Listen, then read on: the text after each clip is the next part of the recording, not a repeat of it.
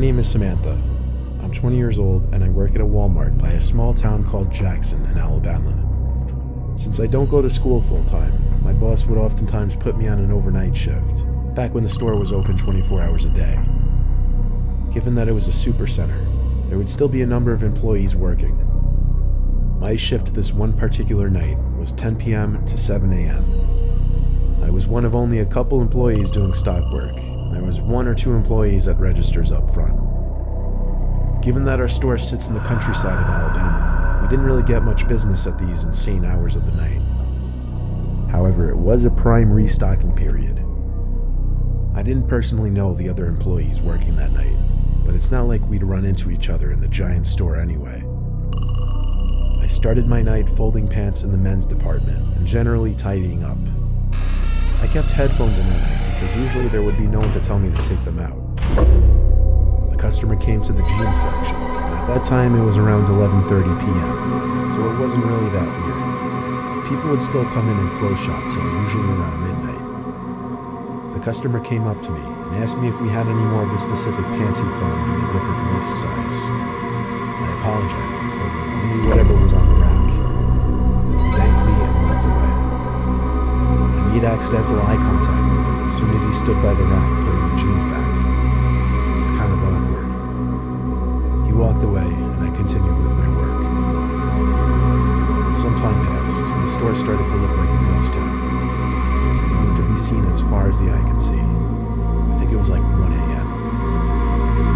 I had made my way over to the appliances section. I was doing a lot of back and forth work on boxes for the back section where I kept all the items that were yet to go out. I brought a wagon full of boxes to one of the aisles and started stocking the shelves. Because the shelves were empty though, I was able to see someone through the next aisle over, and they were watching me. Well, only up until he noticed me notice him. Then he looked away, but his eyes looked really familiar. I stepped closer to get a better view, and I realized it was the same customer from like 2 hours earlier. How in the world could he still be in the store? Without making it obvious, I took the wagon with me and passed the next aisle over just to get a look and see if the man had any items in his hands. His hands were completely empty. No way could he be shopping for 2 hours and not pick up a single thing. Something wasn't right. I quickly finished up restocking the shelf with coffee machines and other appliances, then brought the empty wagon to the back area. I chilled out in there for a while because, quite frankly, I felt like that guy might have been following or watching me longer than I realized. I played on my phone for a little while in the employee lounge, and when I figured it was time to get back to work, I decided I would do grocery work instead, just to be in a different part of the store. I went into the dairy cooler and filled a bunch of crates with dairy products like milk and yogurts. This took a lot of time to do because I had to check the dates on the products and such. Over the loud sound of the giant refrigerators keeping the cooler cold, I heard the door to the dairy cooler burst open. There was conveniently a gap in the boxes sitting on one of the pallets that allowed me to peek through it to the door of the cooler. I shit you not, it was that same customer. I ran to cover under one of the shelves and pushed a big box full of eggs in front of me. I didn't have to worry about making noise because the refrigerators were so loud. For anyone wondering why I decided to hide, well, I already assumed this guy was hanging around the store watching me. Seeing him in the employees only section, never mind that, coming into the dairy cooler, seemingly something bad was definitely about to go down. I hid behind that box with my head down for the longest time, expecting to hear the doors to the cooler open and close eventually. After a while of hiding and not looking, I assumed maybe he left after looking for me. I lifted my head from my arms for the first time and looked up in front of the box and screamed. He was right there, smiling at me, standing over the box. But his smile vanished as soon as I started to scream. He tried putting his hand on my lips to muffle my scream, but I didn't allow that to go any further. I pushed the box of eggs over right into him, and the eggs falling to the floor made him step back, looking down at his shoes. I ran right past him, but he didn't grab me. So I continued to run until I found another stock worker and told him to help me. The employee's name was Bob, and he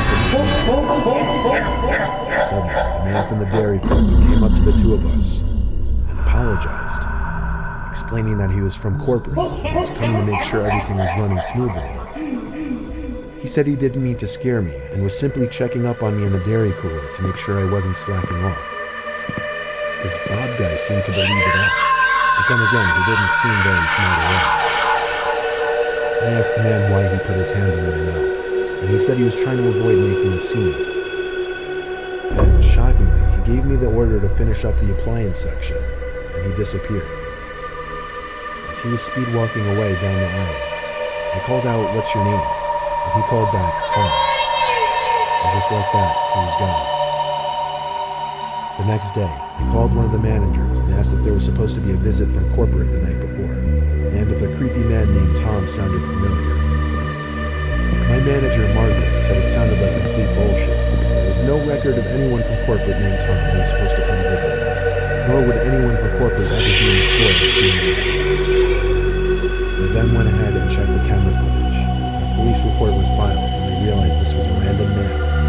The cameras proved this man had been stalking me between the aisles for the better part of the first few hours of my shift. I told Margaret I couldn't do night shifts anymore after that, and she understood. I still worked there, but more so as a day staff.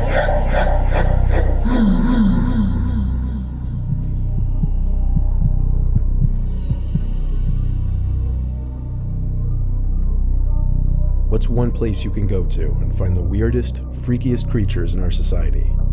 I swear I've never been to a single Walmart where I didn't see at least one eye-catchingly strange human being. Strange does not even cut it for what I'm about to tell you. It was the Thursday before Black Friday.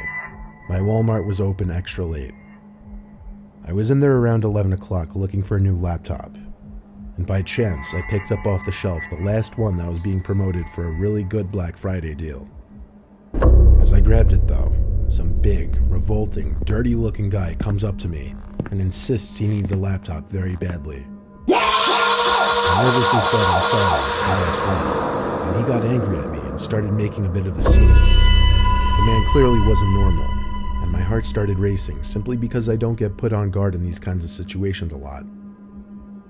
As others looked on at the commotion this big guy was making, I walked away with the laptop box quickly and went straight to a line.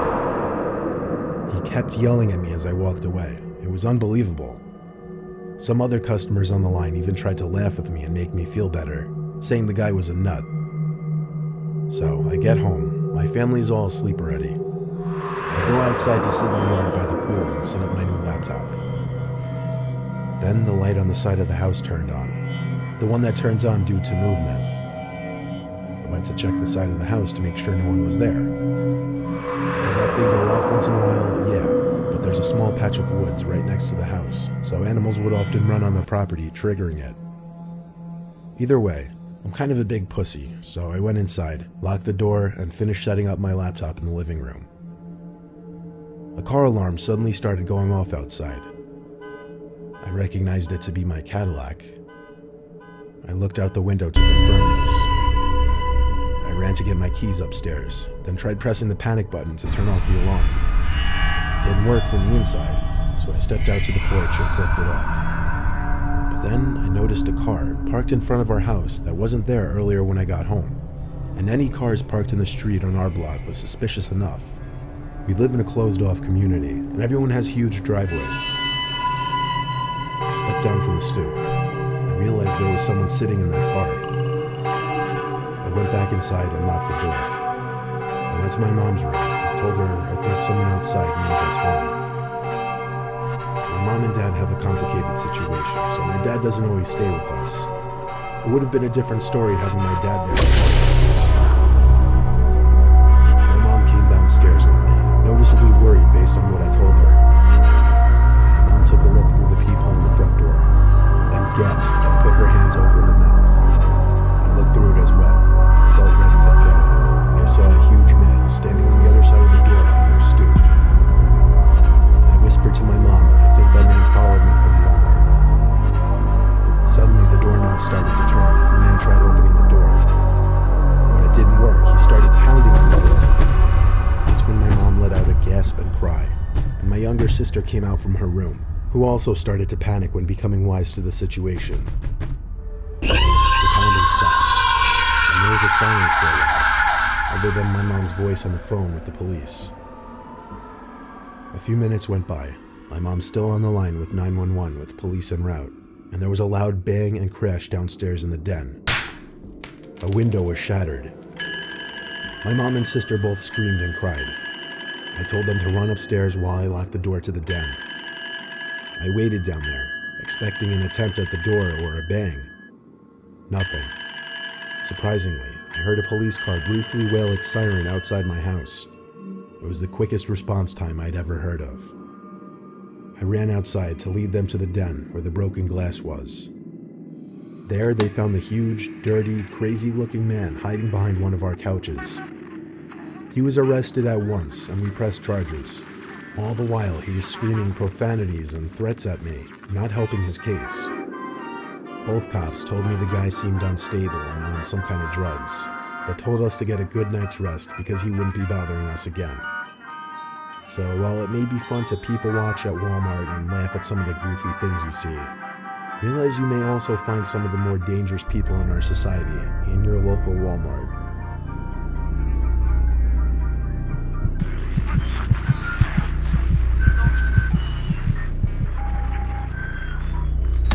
Working the night shift at Walmart as a night stock person on the weekends was my second job when I was finishing up college. I needed to pay off my loans, so I had to make money however possible. I didn't deal with customers or anything. I would just sign for night deliveries, do warehouse work, and stock shelves in the store during after hours. A typical shift would usually be either 11 to 7 or 12 to 7. On July 9th, 2015, a Thursday night, I still have it locked into my brain. I was midway through my shift in the electronics department, and I saw in the corner of my eye someone walk past the aisle I was working in. This wouldn't usually catch my attention if it weren't for the fact that there were only two other workers in the building with me that night, Alvin and Baco. They were both wearing the same staff shirts I was wearing. I would know because we all clocked in at the same time. The person I saw in the corner of my eye was wearing all black, so I naturally walked to the end of the aisle and did a little peek on the shelf. No one was there. I yelled both Alvin and Baco's names, so when they didn't answer, it made it even stranger. But regardless, I went back to work. I was holding in a pee for a while. I told myself I'd go when I finished working that aisle. Seconds later, there was a huge crash a few aisles down. It actually startled me. I ran over to see what it was. The bicycle was somehow knocked off its hook. The hook was still fine in place. It seemed like someone would have had to put effort into knocking this down. I hung it back up and started walking around the aisles, suspicious as hell. I got to the last aisle towards the back of the store, which was the paper and clothing aisle. Then there was this freaky-ass sound, I could best describe as a laugh. It sounded like it came from literally the next aisle over. So once again, I did a short run back to that aisle. Felt my heart drop when I saw a man dressed in all black, waiting by the end of the aisle, with his back facing me, but his head turned so that all I saw was only half his face. Then he suddenly ran, not towards me, but down some other aisle. I heard his footsteps running around. I was faced with the choice of chasing after him or going to find my two co-workers. I chose the latter. All the while, I heard these freakish laughing sounds and footsteps that I honestly felt like were circling me. I found Alvin in the women's department and told him to be on the lookout for someone who wasn't meant to be in the building dressed in all black. He didn't have walkie-talkies, so I asked him to tell Baco if he ran into him. I excused myself because I couldn't hold it any longer. I had to go to the bathroom. I ran to the employees-only bathroom, which was in the warehouse section. I put a nest of toilet paper on the seat in one of the stalls and sat down. And yes, I'm the kind of person to sit when I pee. The door to the bathroom opened and closed. Naturally, with 3 to 4 people in the building, I said, "Who is that?" With no answer, I assumed the worst. I heard that horrific laughing again, and someone stepped into view from between the crack of the door. Looking right in, I stepped closer until the crack was completely covered, and all I saw of their face was